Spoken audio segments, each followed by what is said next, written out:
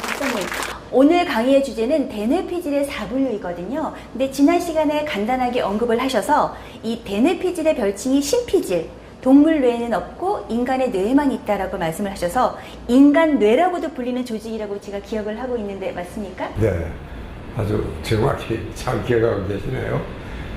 실제로 우리 인간이 동물과 달리 인간스러울 수 있는 것은 이 DNA 피질이 잘 발달이 되어 있기 때문에 그렇습니다. 그래서 여기서 정말 인간스러운 모든 활동을 관장하는 것이 이 DNA 피질입니다. 여러분, 이 DNA 전체적으로 보면은 우선 호두 알맹이 같이 이렇게 상상하시면 쉬울 것 같습니다. 우선 이 DNA 피질은 좌뇌와 우뇌로 이렇게 갈려 있고요. 이렇게 인간의 어느 능력이라든가 운동, 감성, 학습, 작업 능력, 창조성, 그리고 아주 중요한 인간적인 판단을 내리는 이런 것을 결정하는 아주 중요한 기능을 하는 것이 바로 DNA 피질입니다. 제가 자세한 이야기는 뇌 그림을 보면서 다시 설명을 올리겠습니다. 네, 박사님의 본 강의 지금부터 들어보겠습니다. 자, 우선 오늘은 이 DNA 피질인데, DNA 피질은 뇌 껍데기입니다. 표면이죠, 표면. 이게 뇌는 복잡한 것도 사실이면서 뇌 내부가, 그러나 이 외부도 그리 간단하지 않아서 보기는 그냥 DNA 같지만 굉장히 여러 기능으로 또 여러 해부학적 구조가 달라지게 이렇게 되어 있습니다. 실제로 이제 좌뇌와 우뇌의 기능상 차이는요, 이 로저 스페어리라는 박사가 이 양반이 그걸 연구를 해서 발표를 했는데, 그래서 노벨 의학상을 받았죠. 그 후에 이제 많은 학자들이 사실은 여기에 대한 연구를 했지만, 여러분, 저게 제가 좌뇌, 우뇌를 대표적인 차이를 저렇게 썼지만, 여러분, 뇌라는 것은 저렇게 또 단순 명쾌하지가 않습니다. 굉장히 복잡합니다. 그러니까 저렇게 두부 모 자르듯이 보지 마시고 대체로 이런 성향이 있다, 이렇게 생각하시면은 뇌는 워낙 복잡하니까, 그래도 저렇게라도 성향을 갈라놓으니까 뇌를 조금 이해하기가 쉬워졌습니다. 그래서 그런 차원으로 이해를 해 주시기 바랍니다. 그 몇 가지 특징만 제가 말씀을 드리면은, 이 좌뇌는 언어적인 사고를 하고 우뇌는 이미지적인 사고를 합니다. 그래서 좌뇌는 굉장히 논리적이고 이게 합리적이고 지성적이죠. 거기에 비해서 우뇌는 아주 감각적이고 직관을 많이 씁니다. 그러나 우리 한국은 거기에 비하면은 이 우뇌형이 상당히 많다, 일반적으로 그렇게 이야기를 하고 있습니다. 구체적인 통계는 아직 안 나와 있습니다만은 대충 우뇌형이 많다. 그리고 한국 사람들은 상당히 감성적이죠. 그러니까 이게 직관을 많이 쓰기 때문에 대충 우리 한국 사람들은 대충 해버립니다. 이게 뭐 자세하게 하나 둘 따지고 이렇지는 않고 그냥 뭘 주문을 해도 한 8개, 뭐 그냥 4개면 4개, 5개면 5개지 한 8개 가져오더라. 꼭 그렇게 주문을 한다든가. 그러니까 뭐 어디 정확하게 그렇게 한국 사람들은 이야기를 하지 않고, 그렇게 하면 오히려 너무 깍쟁이 같다. 그렇게 또 우리 흉을 보는 수도 있습니다. 그렇게 뭐 넉넉하게 이렇게 가져와야 되죠. 자, DNA 방구는요, 워낙 광범위해가지고 이 얼른 보면은 저렇게 4개 구역으로 나눠질 수가 있습니다. 우선 이제 우리가 몇 번 이야기했죠? 이 이마 바로 뒤가 인간 최고의 사령부고, 여기가 최고의 판단을 한다든가 의사 결정을 한다든가 이런 것을 하는 아주 최고의 사령부죠. 여기가 전두엽입니다. 전두엽이 제일 넓어요. 뇌 전체의 한 3분의 1도 넘는 그런 그 전두엽입니다. 왜? 그만큼 중요하기 때문에 그렇습니다. 그 다음에 이제 우리 제일 머리, 이 소위 짱배기 두정엽이라고 그러죠. 여기에는 이제 주로 이 감각 정보를 적절하게 처리를 잘하는 운동 정보라든가 지각 정보라든가 이런 것이 되게 두정엽에 있습니다. 그 다음에 제일 뒤에 있는 이것을 후두엽이라고 그러는데, 저것은 시각을 담당하고 있는 것이 후두엽이고, 그 아래 바로 귀 뒤에 여기 있는 것을 측두엽이라고 그러는데, 이것은 청각을 담당하고 있는 이런 것이 이제 측두엽입니다. 그렇게 이 DNA 방구도 너무 넓어서 대충 이렇게 4개 구역으로 놓아져 있고 대개 기능도 어느 정도는 이렇게 갈라져 있습니다. 그래서 그런 걸 대충 여러분들이 이해를 하시고 대뇌를 봐야 됩니다.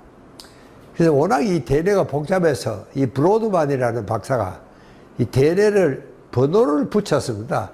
여러분들이 어쩌다 대뇌 그림을 보면은 번호가 붙어 있습니다. 1번, 2번, 3번, 4번. 그래서 이 양반은 대뇌 피지를 47개 영역, 그 다음에 수질도 5개 영역으로 이렇게 분류를 해놨습니다. 여러분 저기도 보시면은 제일 복판에 두정엽, 아까 내가 두정엽에서는 그게 주로 감각을 담당한다 그랬죠. 그래서 운동약 빨간 거는 그 뒤에 약간 회색은 또 이게 감각이야. 감각을 다 담당하는 이런 기제입니다. 그러니까 저기도 유선 보시면은 이 분류가 이게 아주 참 복잡합니다. 이렇게 브로드만이 너무 복잡하기 때문에 운동 영역이나 감각 영역을 이렇게 표시를 해놓고 번호를 붙여놨습니다. 이 대뇌 피질부터가 복잡하다. 또 그까지만 이해를 하시면 될 것 같습니다. 자, 그 다음에는 여러분 이 언어 중추입니다. 언어 중추가 굉장히 중요한 것 같지만 이게 바로 대뇌 피질에 있습니다. 여러분 언어 중추는 왼편, 오른편 두 개가 있습니다. 왼편 앞쪽에 있는 거죠. 이걸 우리가 브로카 영역이다 그렇게 이야기하는데 여기에 만약에 손상을 입으면 말을 못합니다. 말을 못합니다. 뇌 손상을 입어도 저기에 손상을 입으면 말을 못해요. 그 다음에 저 뒤쪽에 있는 저거를 우리가 베르니케 영역이다 그렇게 부르는데 저기는요 언어를 이해를 못합니다. 말을 하는데 저 사람이 무슨 말을 하는지 듣고 이건 다 되는데도 말을 이해를 못하는 이런 또 언어 중추의 고자에 있습니다. 이제 이런 것들이 참 아주 어렵습니다. 이게 이 언어 중추도 보면은 말을 못하는 그런 손상을 입을 수도 있고 또 언어를 이해를 못하는 이런 손상을 입을 수도 있습니다. 그래서 이제 대체로 보면은 이 언어 중추는 가령 발달도 상당히 늦습니다. 애들이 금방 태어나면서 말을 잘 못하잖아요. 대개 여성들이 훨씬 더 언어 중추가 빠릅니다. 발달이. 그래서 여자아이들이 훨씬 더 어릴 적에 똑똑합니다. 대답도 잘하고 아주 정말 양뇌가 또 잘 발달이 됐고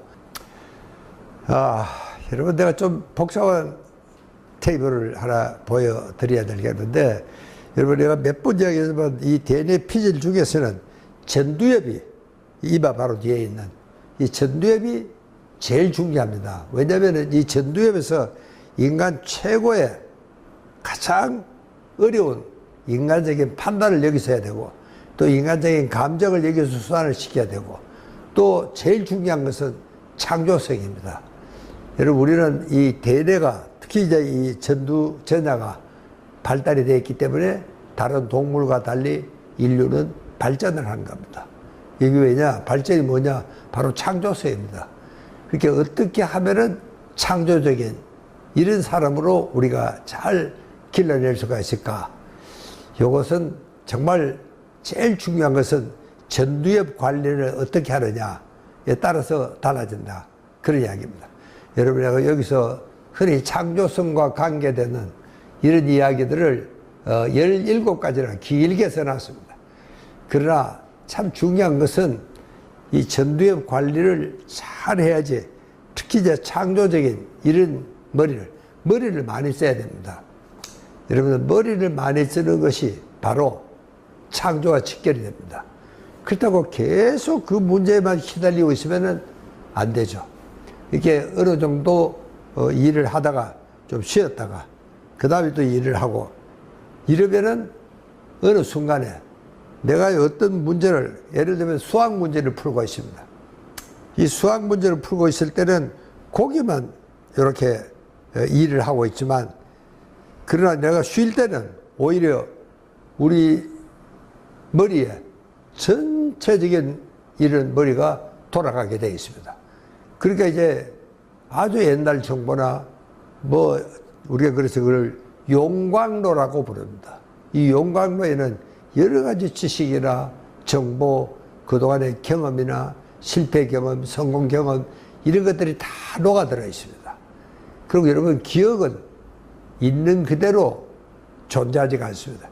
계속 편집이 됩니다. 이렇게 바뀌어요. 기억이. 그렇게 여러분들 국민학교 1학년 때 소풍간 이야기를 하면은 똑같이 갔는데도 불구하고 영 다른 이야기를 하는 수가 있습니다. 이것도 왜냐하면은 기억이 자꾸 이렇게 편집이 되는 이게 기억의 특성입니다. 이렇게 편집이 되면서 새로운 저 아주 엉뚱한 내 기억과 또 최근에 이 기억이 합쳐져서 아주 현명한 이런 아이디어가 떠오를 수도 있습니다. 그렇게 문제는 이제 공부를 많이 하고 평생을 정말 현역으로 뛰어야 된다. 저는 그런 이야기를 잘합니다. 그러니까 여러분 여기는 정말 계속 공부도 하고 머리를 많이 쓰고 그리고 적절하게 휴식도 하고 이래야지 새로운 창조가 생긴다. 그래서 제가 쭉 몇 가지만 예를 들어서 써놨습니다. 이제 문제는요. 이 여기가 늙으면은 사람이 늙습니다. 여러분 인간은 어디서 늙느냐? 감정에서 늙습니다. 요즘 치매 걱정을 많이 합니다만 그보다 더 걱정은 감정이 둔화가 되는 겁니다. 뭐 별 감성이 없어요. 그러니까 이게 정말 여기가 늙으면 전두엽이 늙으면은 사람이 늙고 사람이 늙으면은 몸이 늙게 물론 되죠. 이렇게 나이를 들면은 이게 대개 내가 한 60대, 70대가 되면은 내가 한 5%, 6% 위축이 됩니다. 자꾸 적어지죠. 뇌세 신경세포는 한번 죽으면 살아나지 않습니다. 그런데 이 전두엽은 이게 잘못하면은 30%가 위축이 된다. 왜? 그만큼 전두엽이 예민한 곳이기 때문에 그렇습니다. 그래서 이 전두엽 관리를 특히 인간에게는 중요한 창조성이 있으니까 이 창조성을 위해서라도 전두엽 관리를 잘 해 주셔야 되겠다. 왜냐하면 전두엽 관리를 못하면 이게 건들고 버립니다. 사람이요. 그러니까 이게 평생 현역으로 뛰어야 된다. 저는 항상 그런 이야기를 주장하는 이유가 바로 여기에 있습니다.